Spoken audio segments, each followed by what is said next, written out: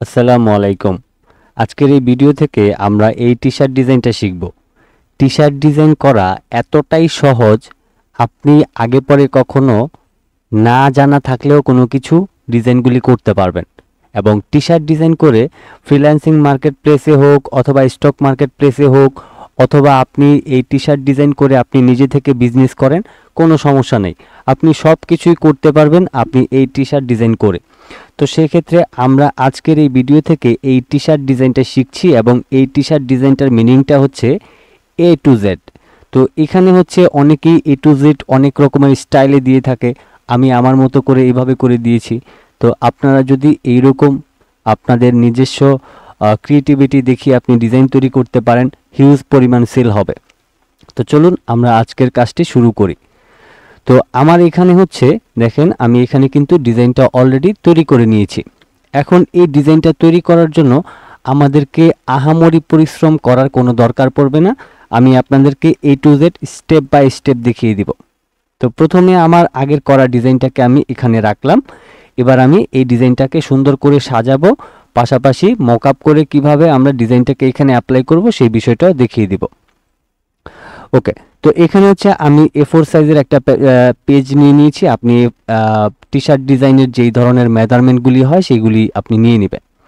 এবার আমি এখান থেকে এই হোয়াইট কালার এটাকে ব্ল্যাক কালার করে নিলাম। এটাকে করার জন্য আপনি নর্মালি রেক্ট্যাঙ্গেল টুলের মাধ্যমে হোয়াইট কালার অংশ অনুযায়ী ব্ল্যাক কালার একটা এই ধরনের রেক্ট্যাঙ্গেল শেপ নিয়ে নেবেন। এরপর কিবোর্ড থেকে Ctrl+2 দিয়ে এটাকে লক করে নেবেন যাতে কাজের সময় এটা ডানে বামে না ঘুরে। তো প্রথমেই হচ্ছে আমরা এই যে এখানে তিনটা বক্স তৈরি করেছি, এই তিনটা বক্স তৈরি করার জন্য আমি এখান থেকে রেক্ট্যাঙ্গেল টুলে যাব। এরপর অল্টার এবং শিফটটাকে ধরে এতটুকু বড় করে নিব। এটার কালার আপাতত যে কোনো কালার হতে পারে, কোনো প্রবলেম নেই। এবার হচ্ছে আমি যাব অবজেক্টে, অবজেক্ট থেকে আমি হচ্ছে এখান থেকে এই পাথ অপশনে ক্লিক করব। ক্লিক করার পর এখান থেকে দেখেন স্প্লিট ইনটু গ্রিড, এখানে ক্লিক করব। এবার আমি প্রিভিউ অপশনে ক্লিক করব। এখান থেকে যে রো নাম্বার এখানে হচ্ছে আমি 2 করে দিব এবং কলামেও 2 করে দিব। এবার এখান থেকে যে গোটার নামের যে অপশনটা রয়েছে এখানে 0 পিটি রয়েছে, আপনি এটাকে আপনার প্রয়োজন অনুযায়ী বাড়িয়ে নেবেন মাঝখানে গ্যাপটা বাড়ানোর জন্য। তা আমি হচ্ছে এখান থেকে এটাকে 20 পর্যন্ত করে নিলাম এবং এই পাশেরটাতেও 20 করে নিতে হবে, তাইলে সম্পূর্ণ গ্যাপটা ঠিকঠাক মতো হবে। এবার এখান থেকে হয়ে গেলে আপনি জাস্ট ওকে করবেন, তাইলে এখানে চারটা আলাদা আলাদা শেপ পারফেক্টভাবে বসে যাবে। এবার আমি এগুলিকে একটু কালার দিয়ে নিচ্ছি। আমি এখানে গোল্ডেন কালারটা ব্যবহার করেছি এবং এখানে ব্লু কালারটা ব্যবহার করেছি এবং আমি এটার মধ্যে রেড কালার দিয়ে ব্ল্যাক কালারটা ডিলিট করে দিব।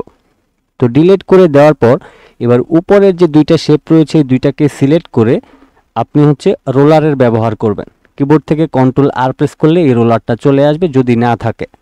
এবার মাউসের লেফট বাটনটা ক্লিক করে আমি ধরেন এখানটায় বসায় দিলাম। বসায় দেওয়ার পর এই যে রেড কালারের শেপটা আছে এটাকে আমি শিফটটাকে ধরে জাস্ট অ্যালাইনটাকে ঠিক করে বসায় নিলাম। ওকে, তো এখন হচ্ছে আমাদের এখানে শেপটা কিন্তু বসানো হয়ে গেল। এবার আমরা এটাকে সম্পূর্ণ কাজটা শেষ করে তারপর এই শেপগুলিকে একটু বড় করব প্রয়োজন অনুযায়ী। তো আমরা এখন হচ্ছে এখানে A এবং 2AZ এই লেখাটা লিখে নিচ্ছি। তার জন্য আমি টাইপ টুলটাকে সিলেক্ট করলাম। আমি এখান থেকে এরিয়াল ব্ল্যাক ফন্টটাকে ব্যবহার করছি। আপনি যত স্টাইলিশ আরও সুন্দর সুন্দর ফন্ট আপনি পারেন আপনি এখানে ব্যবহার করতে পারেন।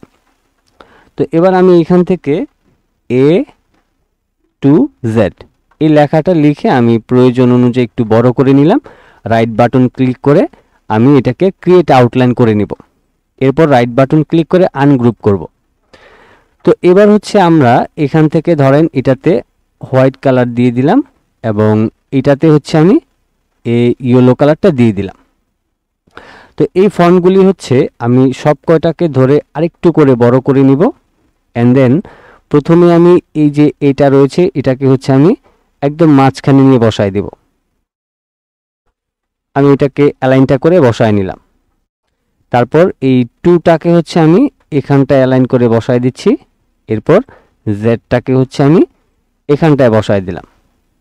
ওকে, তো এখন হচ্ছে আমাদের এখানকার কাজটা কিন্তু শেষ। আবার আরেকটা কথা বলে রাখি, আপনি যদি ফন্টের মধ্যে গ্রাঞ্জি টাইপের ফন্ট ব্যবহার করতে পারেন তাহলে আরও বেশি ভালো লাগবে। এবার এইখানকার কাজ যেহেতু শেষ, আমি এই দুইটাকে সিলেক্ট করে আমি এখান থেকে গ্রুপ করে নিব। গ্রুপ করার পর আমি এটাকে মাঝখানে বসাই দিব এবং বসিয়ে দিয়ে আপনি চাইলে আপনার প্রয়োজন অনুযায়ী এটাকে বড় ছোট করে নিতে পারবেন। ওকে, আমি আরেকটু উপরের দিকে তুলে দিই।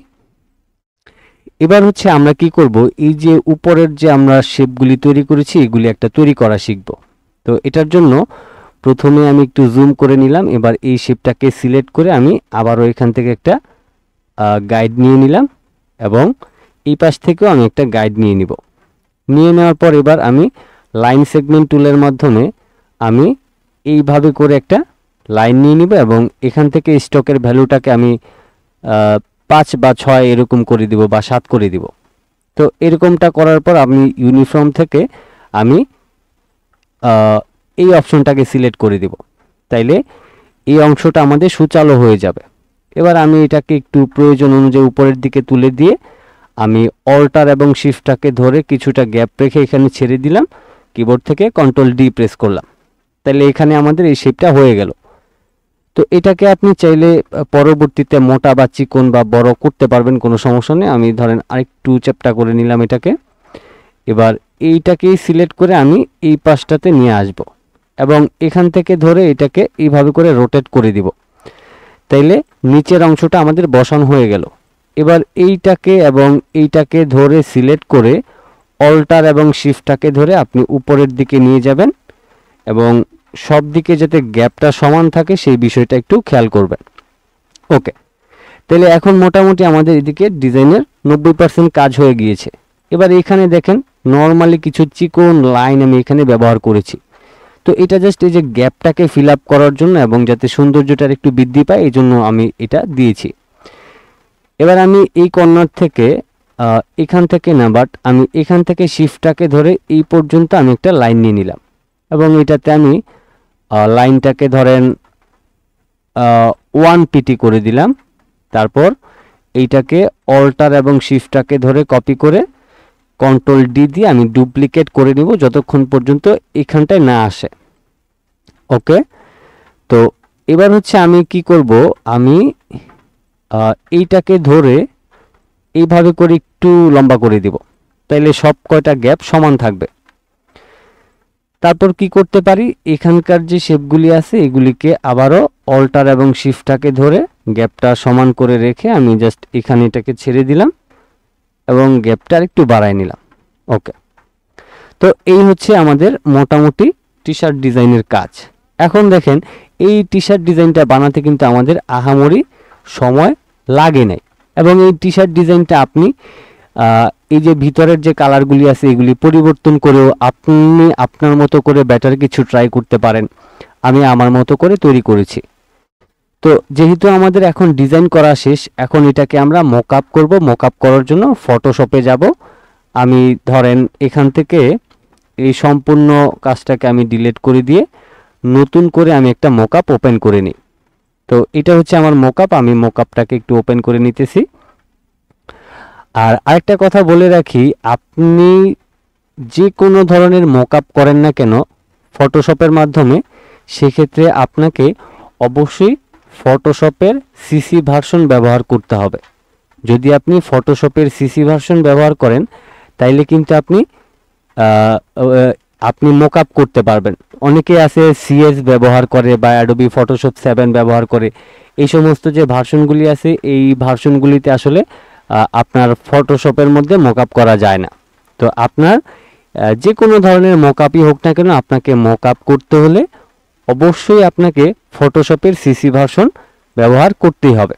ওকে, তো এখানে আমার মকআপটা চলে আসলো। আরেকটা কথা বলে রাখি, আমার প্রিমিয়াম কোয়ালিটি 5টা মকআপ কিন্তু অলরেডি আমি আমার ইউটিউব চ্যানেলে আপনাদের জন্য দিয়ে দিয়েছি। তো যদি সেগুলি আপনি ব্যবহার করতে চান সেক্ষেত্রে আপনি ব্যবহার করতে পারেন। ডাউনলোড অবশ্যই আপনি করতে পারবেন, এজন্য আপনাদেরকে লিঙ্ক দিয়ে দেওয়া হয়েছে। ওকে, তো এবার আমরা এটাকে মকআপ করার জন্য আমরা কি করব, আমরা এই যে প্লেস ডিজাইন হেয়ার এখানে ডাবল ক্লিক করছি। করার পর আমি অ্যাডোবি ইলাস্ট্রেটরে চলে যাব। এই ডিজাইনটাকে সম্পূর্ণটা সিলেক্ট করে মাউসের লেফট বাটনটা ক্লিক করে ফটোশপের এখানে এনে ছেড়ে দিব। তো এখানে ছেড়ে দেওয়ার পর ডিজাইনটা বড় ছোট হইতে পারে, আপনি এখানে ধরে অল্টার ধরে কিছুটা ছোট করে নেন। তারপর আমি এটাকে এখানটায় বসায় দিচ্ছি। এরপর টিক মার্কে এখান থেকে ক্লিক করে দিব। নিচে যে আগের ডিজাইনটা আছে সেটার চোখটাকে বন্ধ করে দিব। কিবোর্ড থেকে কন্ট্রোল এস প্রেস করে কিছু সেকেন্ড অপেক্ষা করব। তো অপেক্ষা করার পর আমাদের এখানে একটু লোড নেবে। লোড নেওয়ার পর আমরা যখন এই ট্যাবে ফিরে আসব, দেখেন ডিজাইনটা কতটা সুন্দর লাগতেছে। এবং এই পাশে এই যে চিকন লাইনগুলি দিয়েছি, এগুলি আমাদের কিউআর কোডের মতো করে মনে হচ্ছে। এবং সব কিছু মিলিয়ে ডিজাইনটা হচ্ছে ইউনিক একটা ডিজাইন, খুবই সিম্পলের মধ্যে আমরা যদিও এটা করে ফেলেছি, বাট এই যে আপনার আইডিয়াগুলি, এই আইডিয়াগুলি কিন্তু অনেক বড় একটা বিষয়। ধরেন আপনি ডিজাইন তো আপনি করতে পারেন, কিন্তু নতুন নতুন ডিজাইন আসলে কিভাবে করতে হবে আইডিয়া করে, সেটা হচ্ছে অনেক বড় একটা বিষয়। তো এখানে যে আমি টি শার্ট ডিজাইনটা করলাম, খুবই ইজিতেই কিন্তু করে ফেললাম। তো আপনিও কিন্তু এভাবে করে টি শার্ট ডিজাইন করতে পারবেন। আরও নতুন নতুন টি শার্ট ডিজাইনের ভিডিও পেতে চাইলে চ্যানেলটিকে সাবস্ক্রাইব করে সাথে থাকবেন। এবং এই যে ডিজাইনটা আমি করলাম, এটা অবশ্যই আপনি বাসায় প্র্যাকটিস করে আপনি মক আপ করে আমার মতো করে করতে পেরেছেন কিনা অবশ্যই কমেন্ট বক্সে জানাবেন।